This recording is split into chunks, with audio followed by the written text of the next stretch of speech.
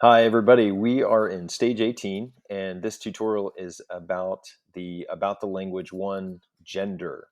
Now this is kind of an extension of a bigger discussion that we are already in the midst of, which is how nouns and adjectives agree, okay? And if you're looking at the examples that the book gives you here in part 1, you've got the brave messenger, okay, nuntium fortem. In the second one, the tired merchants, mercatores feci. All right, now look, we already have seen that the adjective here, fortis, the word that means brave, and the noun nuntius here, messenger, they have to agree in case and in number, and that makes sense, right? If you are describing like, well, a messenger, and there's only one of them, why would you use a plural adjective to describe that? That kind of inherently makes sense, right? However, it also is the case that it also, no pun intended, is the case that we have to have these adjectives and these nouns agree in case. So if messenger is the direct object of the sentence, the one receiving the action, right? The king greeted the messenger.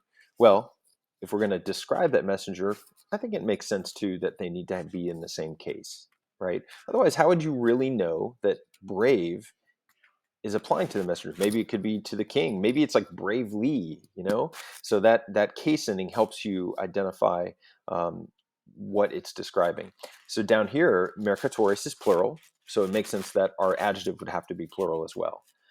Mercatores is also the subject of the sentence. It's the merchants were sleeping. Well, it makes sense that because mercatores is the nominative subject, that feci would also have to be nominative as well. Okay, now here is the other deal.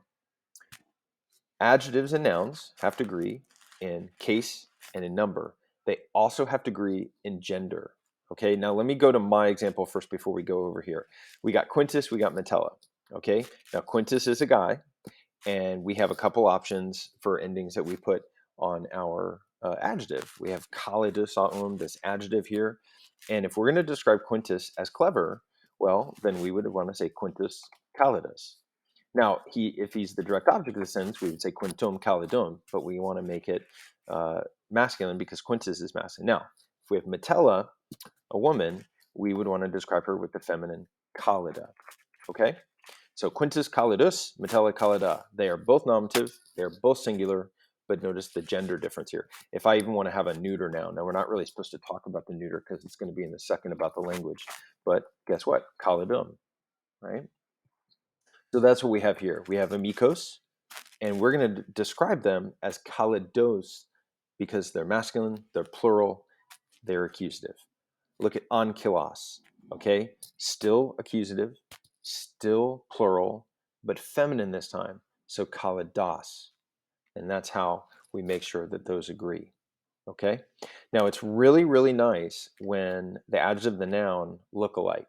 Amicos kalidos, ankylos kalidos, quintus kalidos, metella kalida, donum calidum.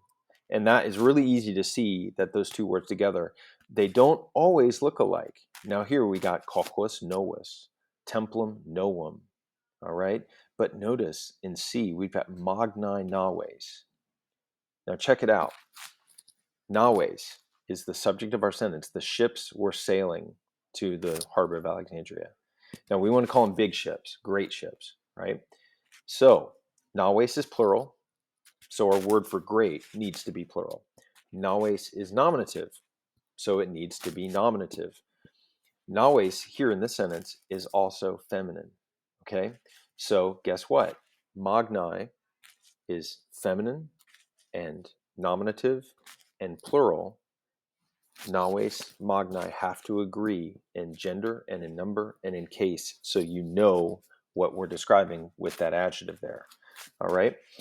They don't look alike because navis is a third declension noun, but magnus aum, this adjective, uses the first declension endings to describe something that's feminine.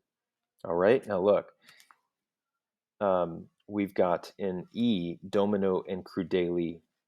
Now look, both of these words are dative and singular, and they're both masculine.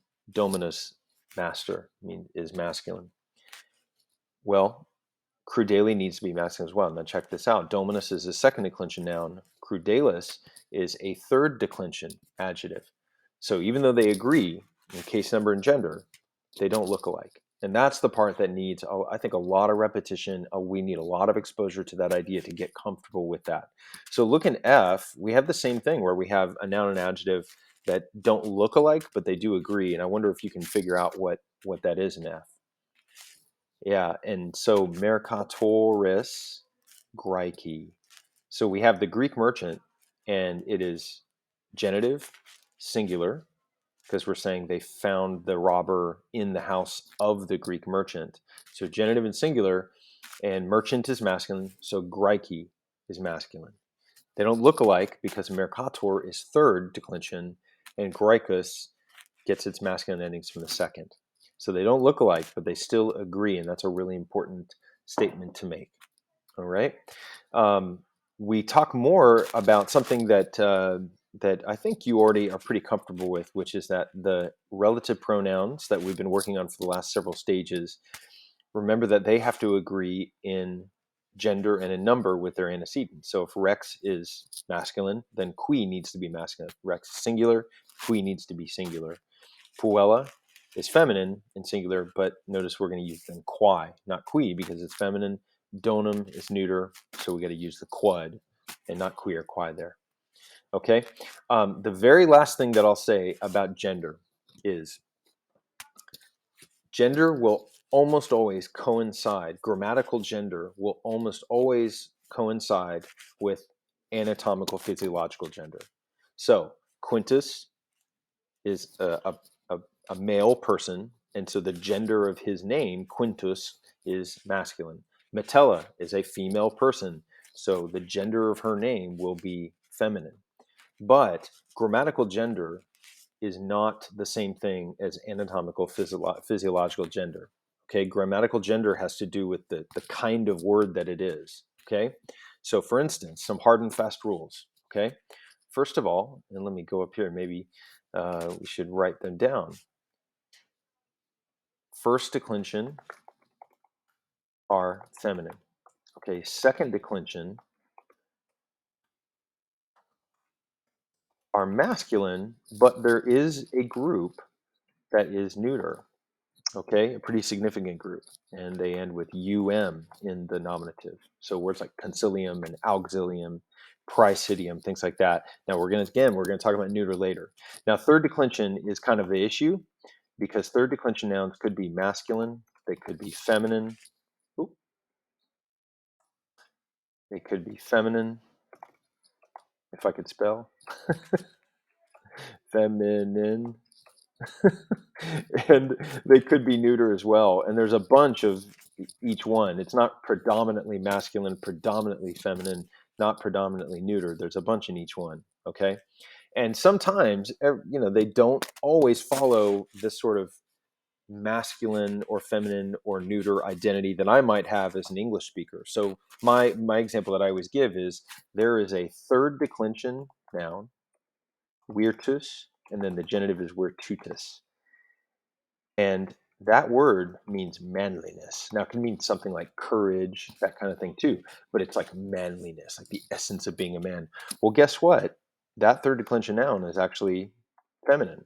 And it's feminine because of this kind of word that it is. Anything that has like tus tutus or tas tatus, those kinds of things, those are abstract ideas, and those are always feminine. But here it means manliness, so you wouldn't expect that.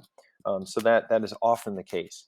Um, but words where we were referring to strictly sort of males, or words where we are referring strictly to females, generally follow those gender rules. And I'll give you an exception to our first declension feminine rule.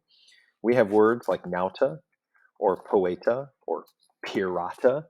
All right, sailor, poet, pirate. Well, in the ancient world, those were strictly men. So those words actually, even though they are first declension, they actually are masculine.